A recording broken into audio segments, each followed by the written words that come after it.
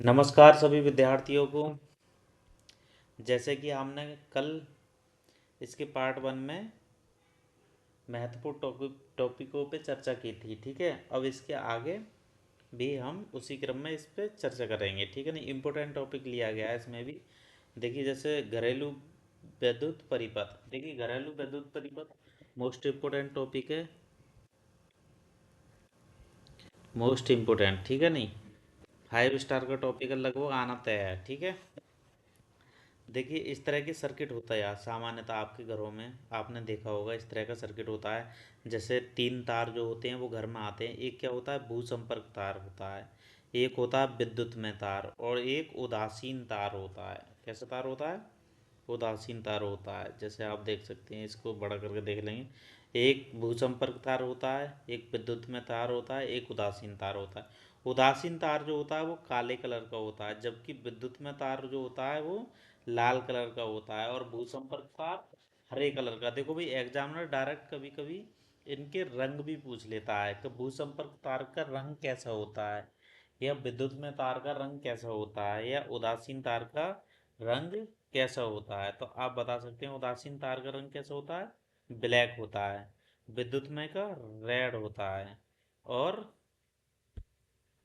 भूसंपर्क तार का ग्रीन होता है, ठीक है नहीं। जब ये तीनों के तीनों तार जब आपके घरेलू परिपथ में प्रवेश करते हैं, तो दो तार तो क्या होते हैं भाई, विद्युत बोर्ड से होते हुए, ठीक है नहीं, विद्युत मापी तक जाते हैं, ठीक है नहीं। विद्युत मापी एक ऐसा यंत्र होता है जिससे क्या है, जो विद्युत ऊर्जा जितनी व्यय होती है उसे मापा जाता है, जिसे सामान्यतः मीटर बोलते हैं, जो घरों के बाहर लगा होता है, ठीक है नहीं भाई। तो इसमें क्या होती है, विद्युत धारा को मापा जाता है। फिर इसके बाद जो होता है भैया, मुख्य परिपथ में जाते हैं ये सब वायर, जहाँ से ऑन या ऑफ करके पूरे घर की लाइट को कट कर दिया जाता है कि नहीं। यहाँ पे फ्यूज वगैरह सब लगे होते हैं, ठीक है। चलिए बाकी जानते हैं।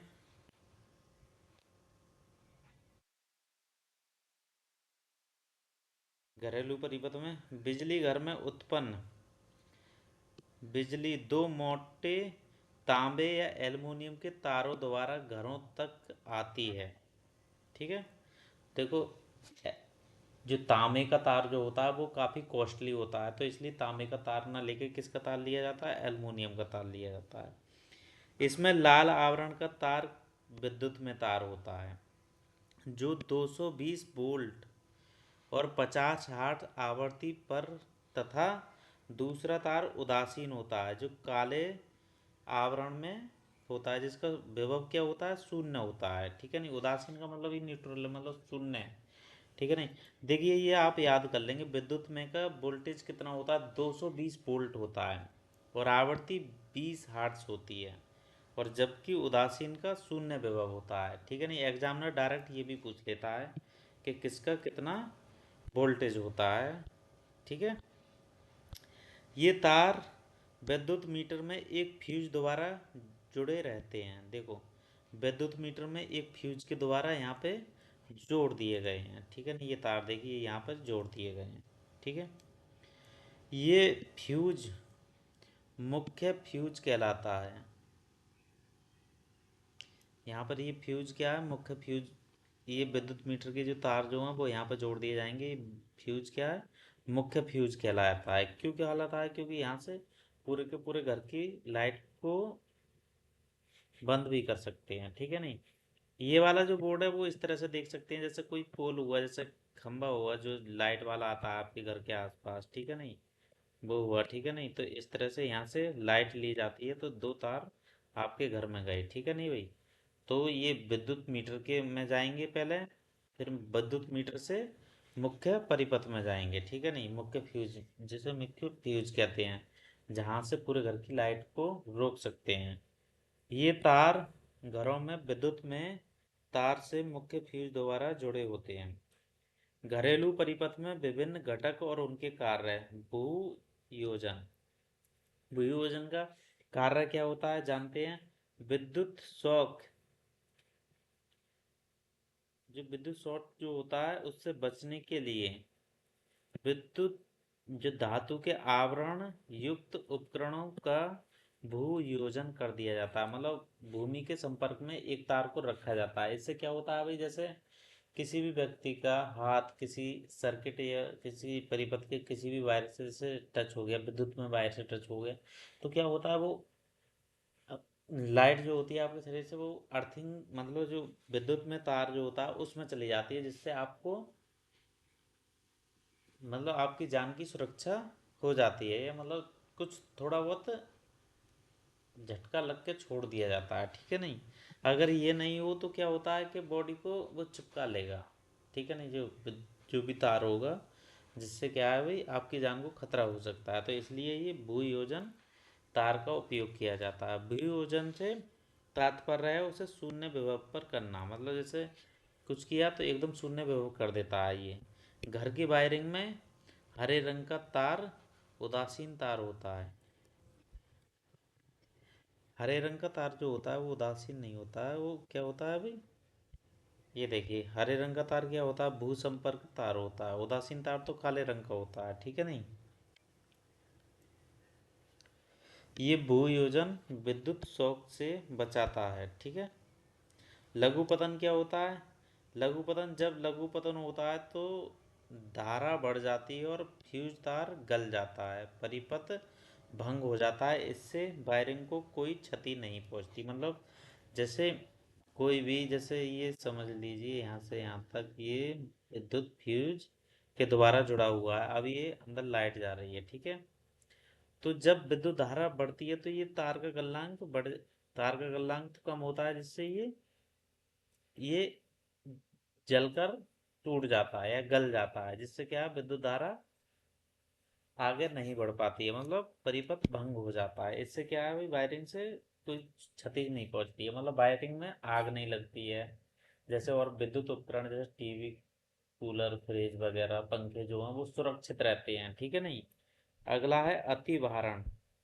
जब अधिक पावर के अनेक विद्युत उपकरणों को एक साथ चलाया जाता है तो वे परिपथ अधिक धारा लेते हैं। इस स्थिति में बहुत अधिक ऊष्मा उत्पन्न होती है और आग उत्पन्न कर सकती है ये। देखो भाई जब एक साथ तुम काफी सारे उपकरण चलाएंगे तो सीधी सी बात है विद्युत धारा भी ज्यादा यूज होगी, और विद्युत धारा ज्यादा यूज होगी तो ओवरलोडिंग वाला सिस्टम हो जाएगा, ठीक है नहीं। जिससे क्या होता है भाई अधिक ऊष्मा उत्पन्न होती है और आग भी लगने के चांसेस रहते हैं, ठीक है। देखिए भाई वो एग्जामिनर डायरेक्ट आपसे ये भी पूछ सकता है कि अति भारण से आप क्या समझते हैं, लघु पतन से आप क्या समझते हैं। सारे के सारे इंपोर्टेंट हैं, ठीक है नहीं भाई, क्या है इंपोर्टेंट हैं। तो इन सब पे अच्छे से ध्यान से याद कर लेंगे इन सबको, ठीक है। फ्यूज क्या होता है भाई, फ्यूज का डायरेक्ट भाई ऑब्जेक्ट में भी पूछ लेता है एग्जामिनर के फ्यूज किस तार का बना होता है। तो फ्यूज जो होता है वो किसका बना होता है, टिन प्लस शीशे का बना होता है, ठीक है ना। इन दो धातुओं को मिलकर क्या बनता है, फ्यूज बनता है। इन दोनों मिश्र धातुओं से क्या बनता है, जो बना होता है उसका फ्यूज होता है। इसका गलनांक क्या होता है भाई, 200 डिग्री सेल्सियस होता है, ठीक है नहीं। इसका उपयोग वायरिंग को अतिभारण और लघु पतन होने से बढ़ जाता है। जैसे ही भाई ओवरलोडिंग होगी या लघु पतन होगा तो क्या होता है, टेम्परेचर उच्च होगा तो ये तार क्या है, गल जाता है, मतलब पिघल जाता है। तो अंदर की सारी की जो परिपथ के अंदर के जो भी होते हैं सर्किट वगैरह आग लगने से बचाया जाता है या खराब होने से बचाया जाता है। विद्युत से खतरों के कारण, विद्युत से खतरों के निम्नलिखित कारण होते हैं, क्या क्या। यदि उपकरणों से जुड़े तारों का संबंध ढीला हो तो तो तारों में आग लगने की संभावना रहती है भाई। तार ढीले रहेंगे तो संपर्क में आएंगे, और संपर्क में आएंगे तो सीधी सी बात है आग लगेगी, ठीक है। यदि स्विच की संरचना में दोष हो, स्विच में तारों का संबंध दोष युक्त हो तो स्विच में आग लग सकती है और विद्युत उपकरणों की जलने की संभावना, मतलब दोष दोष युक्त का मतलब है कि जैसे कोई भी तार है वो टच कर रहा हो, या उसके सर्किट जो है वो क्या है, जैसे इस तरह से कोई सर्किट है, जैसे एक तार ये आ गया, एक तार ये आ गया, दूसरा तार ये आ गया। सपोज डेट ये वाला तार अगर इससे यहाँ पे टच हो जाए तो दोषयुक्त हो जाएगा, यहाँ पे जलने के चांस रहेंगे। ठीक है ना, यहाँ पर आग लग जाएगी। विद्युत खतरों से बचाव और सावधानियां, भाई सारे के सारे ये इम्पोर्टेंट हैं, ठीक है नहीं, वेरी इंपॉर्टेंट लगा लेने हैं। ये कारण क्या है और इनकी सावधानियां मतलब बचाव के कारण, ठीक है नहीं। विद्युत खतरों से बचाव एवं आवश्यक सावधानियां निम्नलिखित हैं। नंबर एक, विद्युत परिपथ में प्रयुक्त तार उच्च कोटि का होना चाहिए।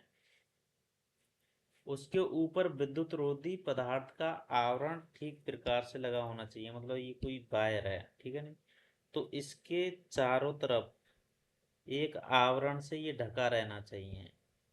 मतलब कोई प्लास्टिक की धातु, मतलब जो विद्युत रोधी होती है जिसमें से विद्युत धारा प्रवाहित नहीं की जाए।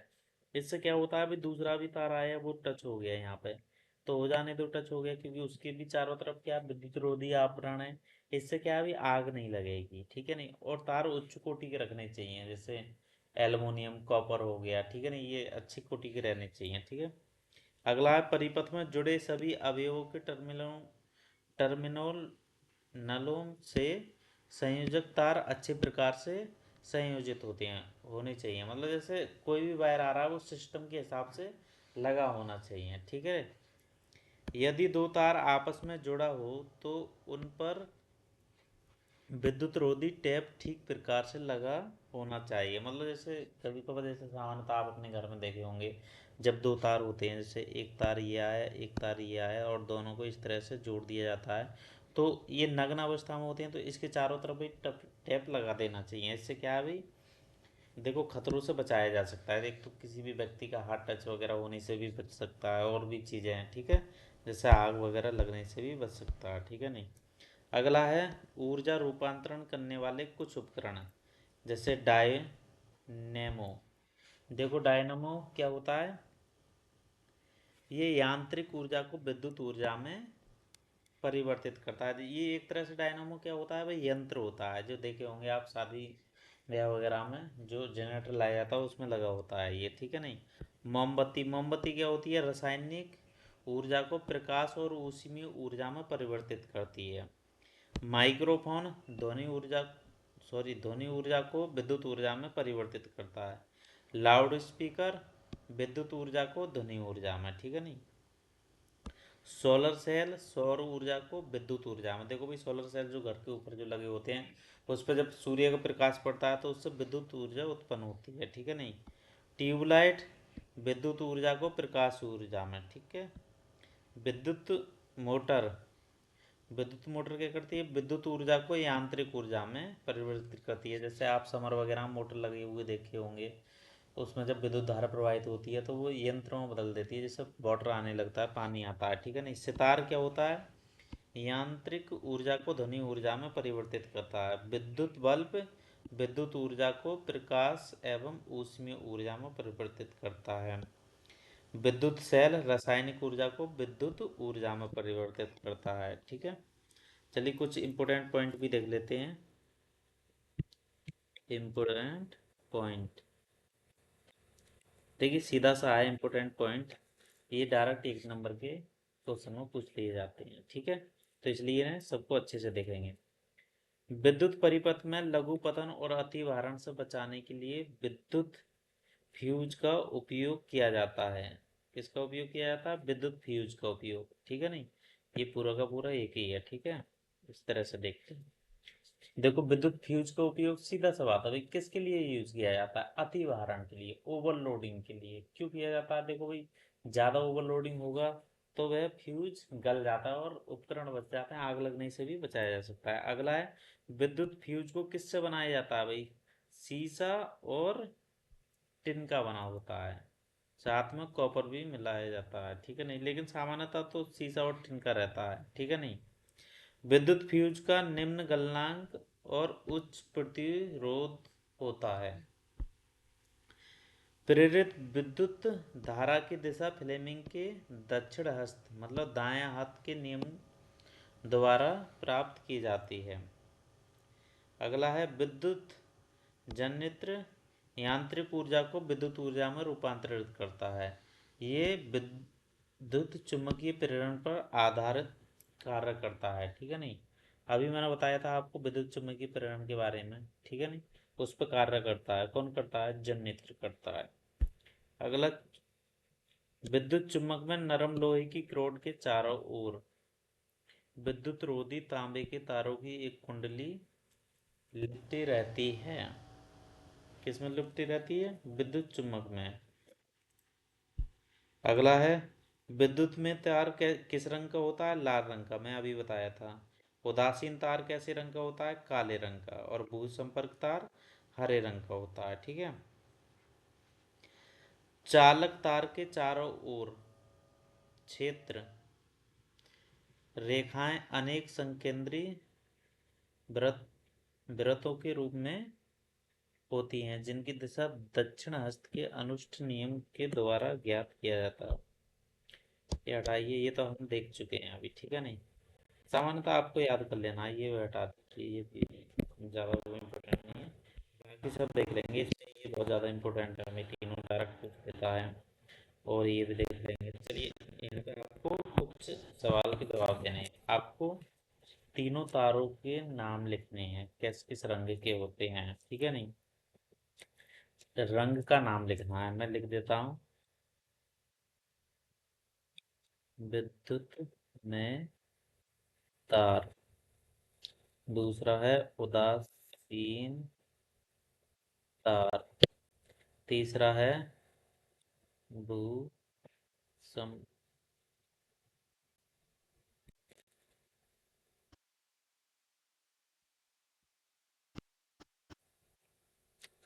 ठीक है, इन तीनों के नाम आपको लिखने हैं, किस किस रंग के होते हैं। मतलब कलर बताना है। नाम मैंने लिख लिए हैं, आपको इन तीनों के कलर बताने हैं। ठीक है नहीं, विद्युत में तार का कैसा रंग होता है, उदासीन तार का कैसा रंग होता है, भूसंपर्क तार का रंग कैसा होता है, ये बताना है। और आपको एक क्वेश्चन का जवाब और देना है। फ्यूज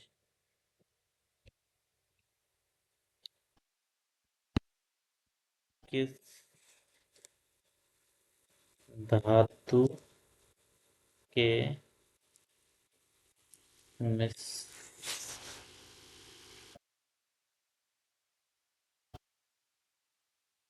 मिश्र नहीं, विद्युत फ्यूज किस धातु के मिश्र धातु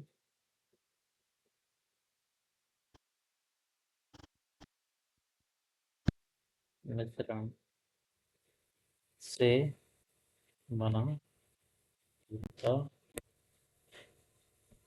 है। आपको लिखना है। ठीक है नहीं, फ्यूज किस धातु के मिश्रण से बना होता है। ठीक है नहीं, ये आपको लिखना है। मिश्रण मतलब यहाँ पे मिश्र धातु होगा। ठीक है ना, मिश्र धातु। ठीक है ना, मैं आप लिख दे रहा हूँ मिश्र।